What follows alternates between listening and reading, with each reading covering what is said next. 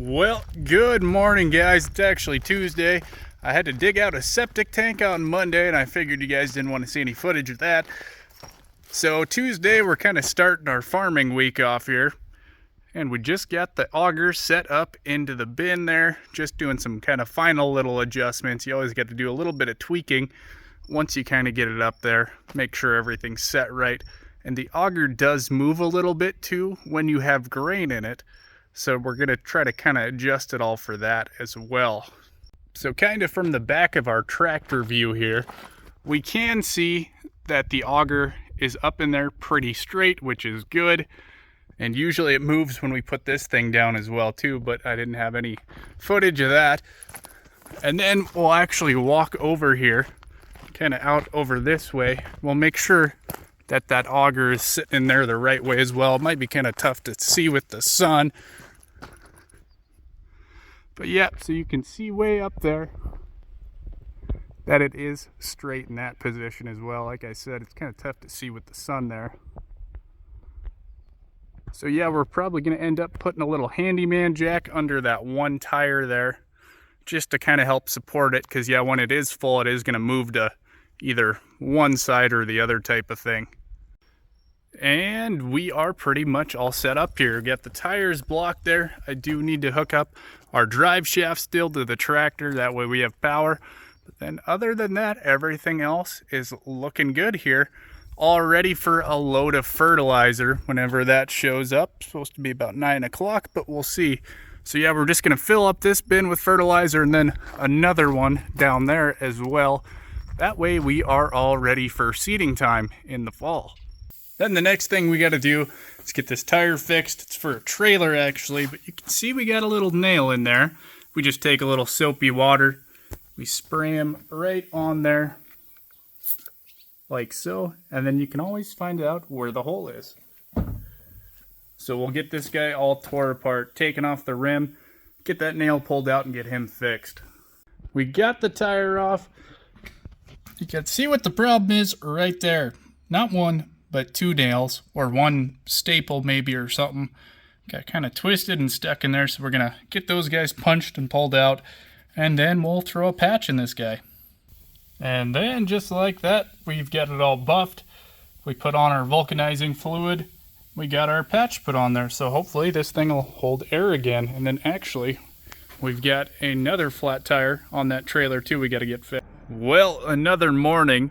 And we're going to kind of start off today trying to make some more room in all our trucks. We only actually have one tandem truck that's empty right now, but we're going to try to move all the wheat into one hopper on the semi, and then we're going to put chickpeas that's in one of the other tandem trucks in the back hopper maybe, if everything fits. So we'll see if this works. And we're doing the first part of the transferring. Putting the spring weight inside our T6 Kenworth here. So yep, just this back hopper is the only one we're doing, and then we're going to transfer it from the truck and then over to the front hopper in the semi. And that should about do us right then. Hopefully it all fits in there is going to be the next thing. Another little different view just from the top here. Watching all the grain go down through the auger into the T6.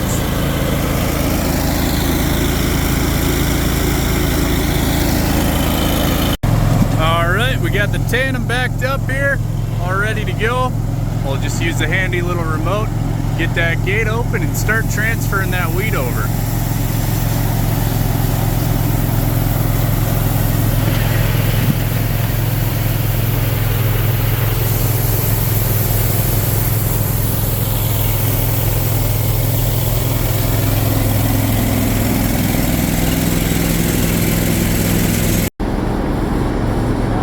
There, little drop tube. You're kind of getting out of control there, buddy. Just stay right in the middle there. That's perfect. Right there. Okay, now what are you doing again? Oh, that's not nice. Oh, well, almost. There we go. Okay. Yep, that thing's having some problems today. Oh, hopefully it all fits in the semi though. That's our main goal. Alright, now we're just getting all the chickpeas taken out of this truck. That way we'll have this truck empty and then the T6 also empty, all ready to go for harvest. We got that job all finished up, so we've got our spring wheat we cut the other day in the front hopper and then our chickpeas in the back hopper here. That way we can put fertilizer in both of those trucks over there. Another job on today's docket is moving bales off the pivot. We got, probably at least 40 some, maybe 50 some bales left. We got to get them all moved so that we can get the pivot moved over on this side so we can get the winter wheat cut that's under the pivot there.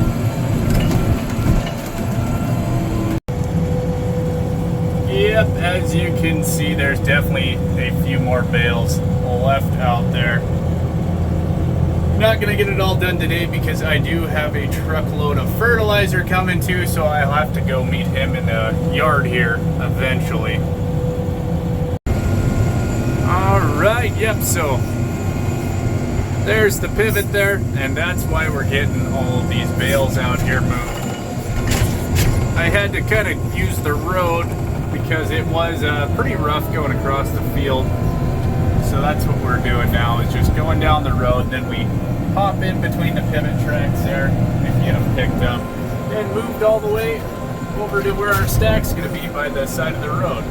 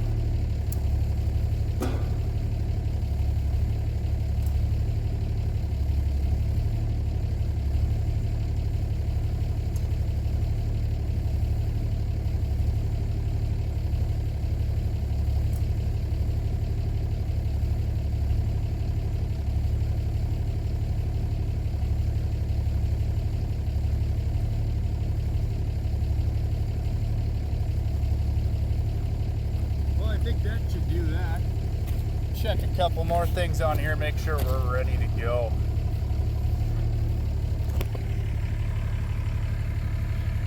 So we got it in the bin. Looks like it's pretty good right there. We'll see if we have to make any more little adjustments. But we got everything else ready to go. So we're gonna hop over to the shed and we'll go grab our truck. And as you can see, we got some very full loads of fertilizer in the truck. This is what we call just about water level here. Can't get much more in there. And always remember to dump out your boot. Get that little bit of extra fertilizer. Went through the hole in your jeans and ended up in the bottom of your boot. Always remember. Well, it got a little bit breezy since we had the bin set up in that auger about an hour ago or so. Maybe even less than an hour ago. But now we had to put it in this bin because we have one more load of fertilizer coming.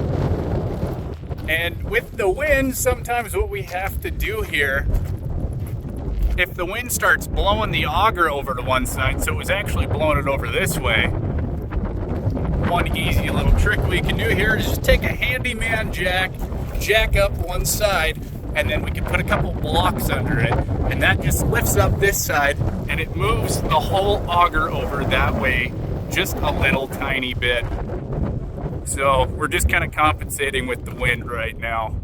Hopefully it stays in there and it doesn't blow over anything. As long as the wind stays out of the south, we'll be okay. If it comes out of the west, could cause some issues. Just out here finishing up the last of the bales moving with this cute little teeny tiny bale we got here. So we'll throw him next to the stack there. And yeah, all finished up with that project. Just finished up moving the last of the bales off of the triticale here. So then the next thing we're going to be doing is moving the pivot onto the triticale field. That way we can cut that winter wheat that's under the pivot right now. Probably next week is what the boss was thinking. So that's one more job done out of the way. Start off the day, we are going to go grab our tractor that's sitting down at the pivot. So we're going to take the old Ford F250, one of our good old work pickups here.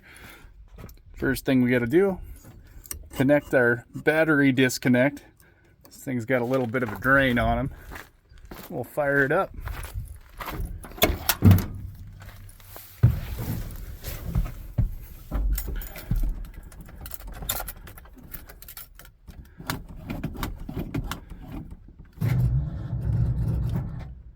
And I think the battery's low. That's nice. All right, we got the Dodge hooked up to it now. We'll see if it just needed a little more juice to get going. Oh, look at that. It's alive. Is it gonna keep running? Maybe.